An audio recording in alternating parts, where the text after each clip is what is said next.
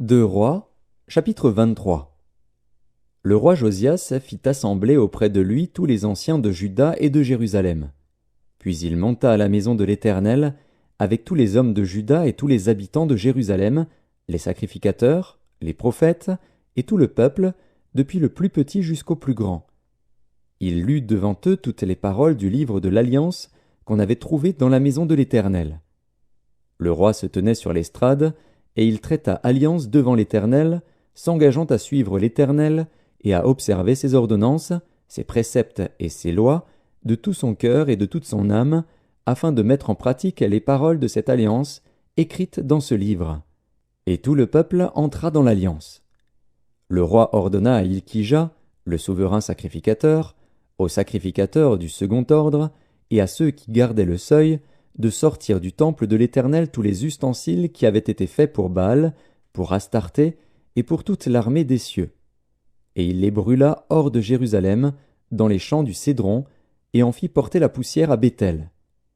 Il chassa les prêtres des idoles, établis par les rois de Juda pour brûler des parfums sur les hauts lieux dans les villes de Juda et aux environs de Jérusalem, et ceux qui offraient des parfums à Baal, au soleil, à la lune, au zodiaque, et à toute l'armée des cieux. Il sortit de la maison de l'Éternel l'idole d'Astarté, qu'il transporta hors de Jérusalem vers le torrent de Cédron. Il la brûla au torrent de Cédron et la réduisit en poussière, et il en jeta la poussière sur les sépulcres des enfants du peuple.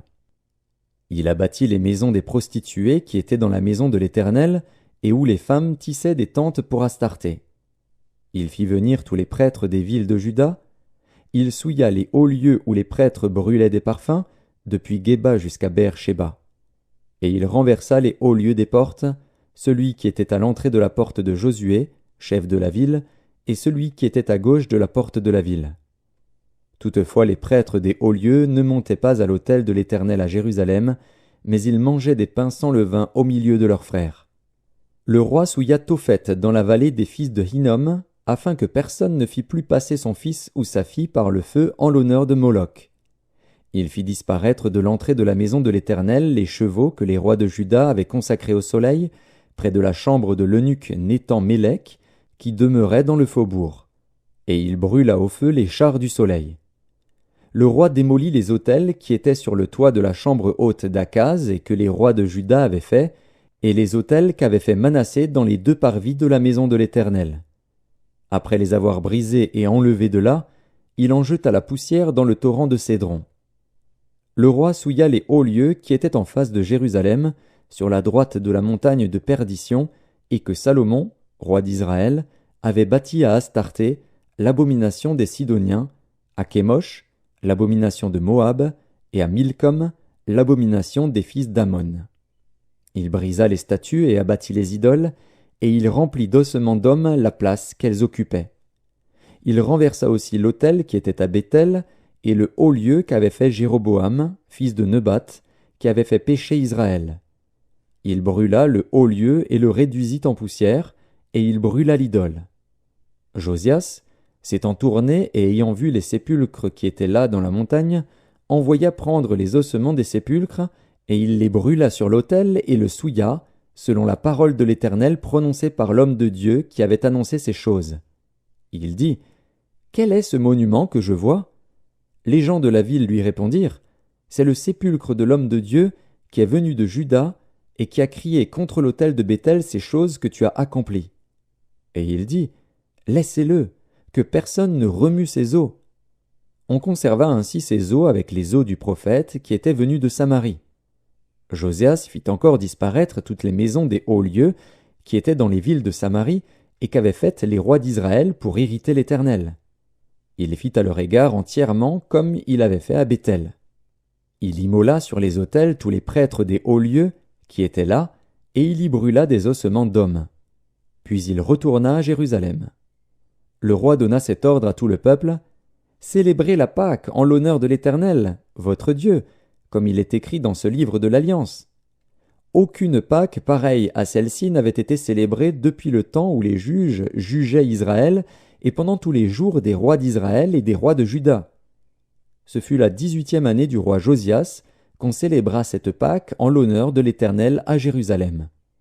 De plus, Josias fit disparaître ceux qui évoquaient les esprits et ceux qui prédisaient l'avenir, et les téraphins, et les idoles, et toutes les abominations qui se voyaient dans le pays de Juda et à Jérusalem, afin de mettre en pratique les paroles de la loi, écrites dans le livre que le sacrificateur Hilkija avait trouvé dans la maison de l'Éternel.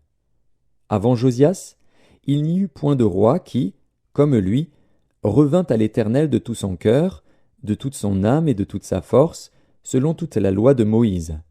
Et après lui, il n'en a point paru de semblable. Toutefois l'Éternel ne se désista point de l'ardeur de sa grande colère dont il était enflammé contre Juda, à cause de tout ce qu'avait fait Manassé pour l'irriter.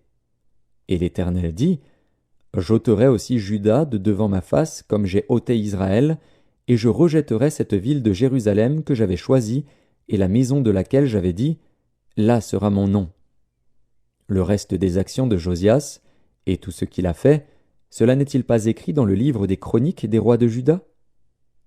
De son temps, Pharaon Nécho, roi d'Égypte, monta contre le roi d'Assyrie, vers le fleuve de l'Euphrate. Le roi Josias marcha à sa rencontre, et Pharaon le tua à Megiddo dès qu'il le vit. Ses serviteurs l'emportèrent mort sur un char. Ils l'amenèrent de Megiddo à Jérusalem, et ils l'enterrèrent dans son sépulcre. Et le peuple du pays prit Joachaz, fils de Josias. Ils l'oignirent et le firent roi à la place de son père. Joachaz avait 23 ans lorsqu'il devint roi, et il régna 3 mois à Jérusalem. Sa mère s'appelait Hamutal, fille de Jérémie, de Libna. Il fit ce qui est mal aux yeux de l'Éternel, entièrement comme avaient fait ses pères. Pharaon Nécho l'enchaîna à Ribla, dans le pays de Hamath, pour qu'il ne régnât plus à Jérusalem. Et il mit sur le pays une contribution de 100 talents d'argent et d'1 talent d'or. Et Pharaon Nécho établit roi Éliakim, fils de Josias, à la place de Josias, son père, et il changea son nom en celui de Joachim. Il prit Joachaz, qui alla en Égypte, et y mourut. Joachim donna à Pharaon l'argent et l'or, mais il taxa le pays pour fournir cet argent d'après l'ordre de Pharaon. Il détermina la part de chacun et exigea du peuple du pays l'argent et l'or qu'il devait livrer à Pharaon Nécho. Joachim avait 25 ans lorsqu'il devint roi, et il régna 11 ans à Jérusalem. Sa mère s'appelait Zébuda, fille de Pédaja, de Ruma. Il fit ce qui est mal aux yeux de l'Éternel, entièrement comme avaient fait ses pères.